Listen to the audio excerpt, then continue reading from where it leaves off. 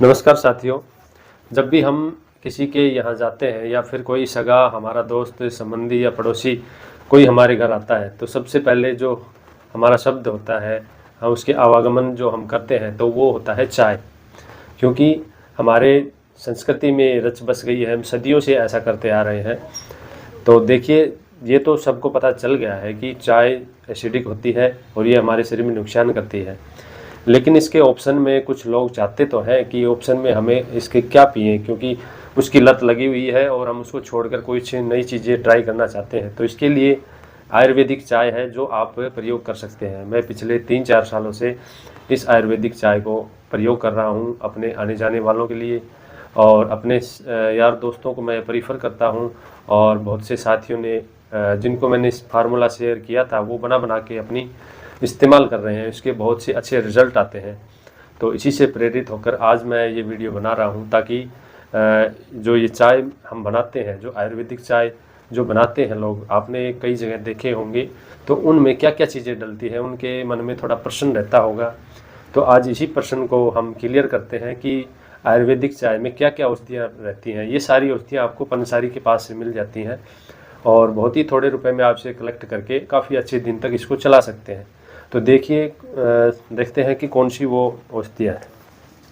तो आप लिख सकते हैं जो औषधियाँ हैं वो सबसे पहले मुलेठी, इसमें 20-21 औषधियाँ हैं।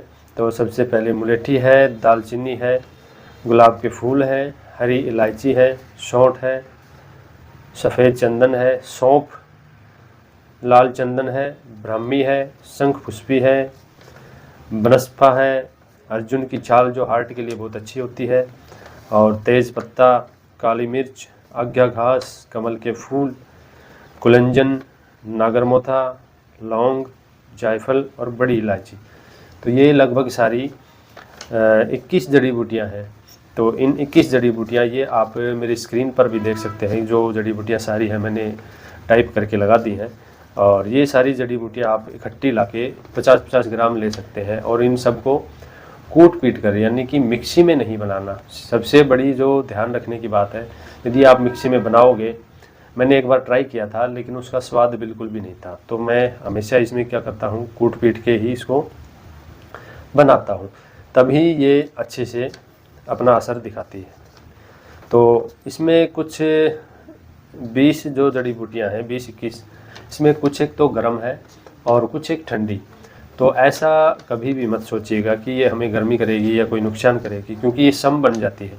ऊपर से आप इसमें अगर मिश्री डाल सकते हो या फिर देसी खांड डाल सकते हो मीठे के रूप में, तो ये और भी आपकी तासीर ठंडी बना देगी। क्योंकि अभी गर्मियों के दिन है, तो सर्दियों में तो बिल्कुल सही है। और यदि आप गर्मियों में बनाते हैं, ये आपको लगता भी है कि हमें थोड़ी कुछ ठंडक चाहिए इसमें, मतलब ज़्यादा गर्मी नहीं चाहिए, हमारा शरीर कुछ ऐसा है। और कफ वालों के लिए तो बिल्कुल सही है ये। और पित्त वाले जिनको ज़्यादातर गर्मी रहती है शरीर में, वो क्या करें कि जैसे गुलाब के फूल हैं तो ये 100 ग्राम ले सकते हैं, सफ़ेद चंदन है, ब्राह्मी है, बनस्पा है, कमल के फूल है, हरी इलायची, ये आप 100-100 ग्राम ले सकते हैं। मतलब कि और चीज़ें आपने 50 ग्राम ली और ये 100 ग्राम, एक सफ़ेद चंदन भी है वो भी, ये आप 100-100 ग्राम लेकर और फिर आप इस चाय को बना सकते हैं।